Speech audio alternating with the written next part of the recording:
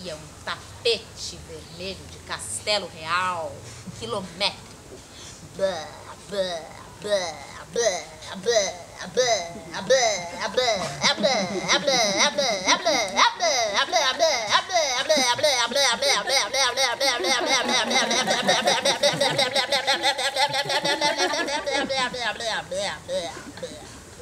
grudou o grilo na ponta da língua e veio fazendo enroladinho de grilo.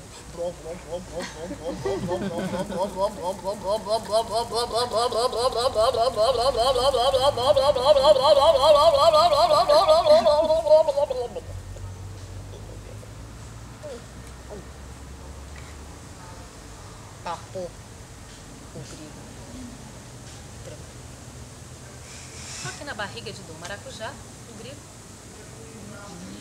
Nem te ligo, eu nem te ligo, nem te ligo, eu nem te ligo. Só que agora tinha eco de barriga. Igo, umbigo, igo, umbigo, igo, umbigo, igo, umbigo, igo, umbigo. E o grilo afiou suas serrilhas e começou a serrar a barriga de Dom Maracujá. Serra, serra, serrador, serra o papo do vovô, serro, serro, serro já, serro Dom Maracujá. Serra, serra, serrador, serra o papo do vovô, serro, serro, serro já, serro Dom Maracujá. Serra, serra, serrador, serra o papo do vovô, serro, serro, serro já, serro Dom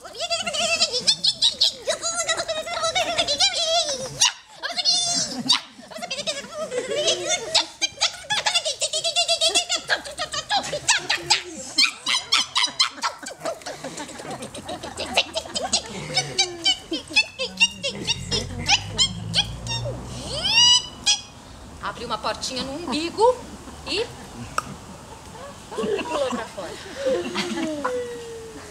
Grilo ninja. Tranquilo.